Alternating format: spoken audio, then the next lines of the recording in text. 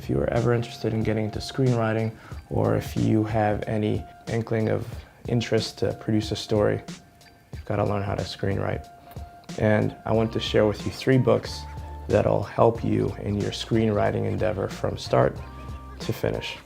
What's up? I want to talk to you very quickly about 3 very near and dear books that are close to my heart. I'm going to talk about screenwriting for a little bit because screenwriting is my passion. It's something that I love. This book is called Save the Cat, and it's by the late, great Blake Snyder, and he is excellent. So if you're writing your first screenplay, Save the Cat by Blake Snyder is the best book to actually read.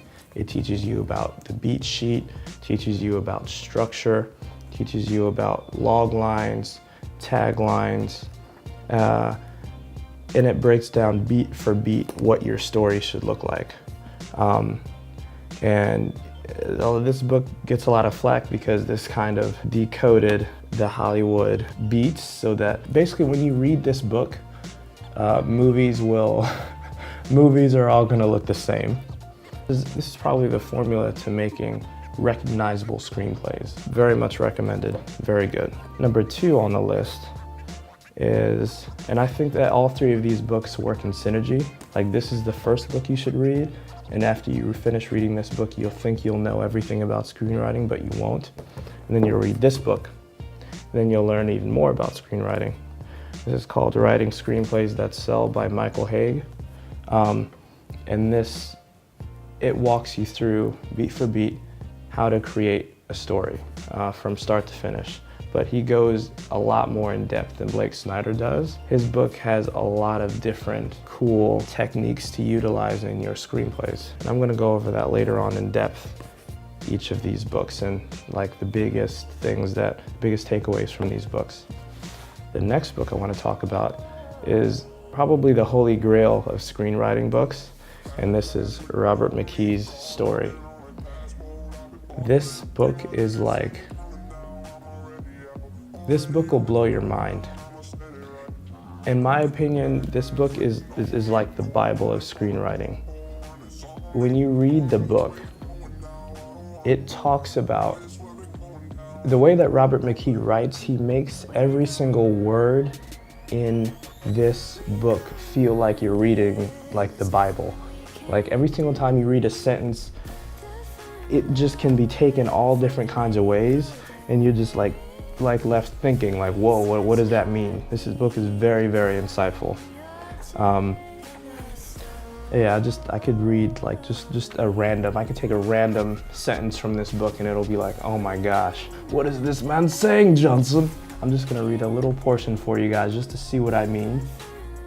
No matter how intimate or epic, contemporary or historical, concrete or fantasized, the world of an intimate artist always strikes us as somewhat exotic or strange. Like an explorer parting forest leaves, we step wide-eyed into an untouched society, a cliche-free zone where the ordinary becomes extraordinary. This guy knows what he's talking about. A story must be like life, but not so verbatim that it has no depth or meaning beyond what's obvious to everyone on the street. Designing story tests the maturity and insight of the writer, his knowledge of society, nature, and the human heart. Okay, I could read, okay, oh my God, this is another one. Okay. In decades past, writer and society more or less agreed on these questions, but more and more ours has become an age of moral and ethical cynicism, relativism, and subjectivism, a great confusion of values. So every single sentence he writes, you gotta like think about it. What was that? What did he mean there? One thing that's evident in his writing was that is essentially how the structure, the way that he's writing is essentially what should be emulated in a screenplay. When you read something in a screenplay, it should be like, it could be taken one way or it could be taken another way.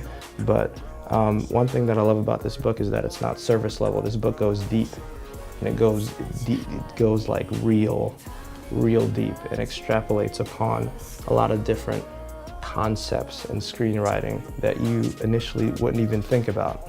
So that's just a quick little overview of these 3 books that I love, and I'm looking forward to going over them with you.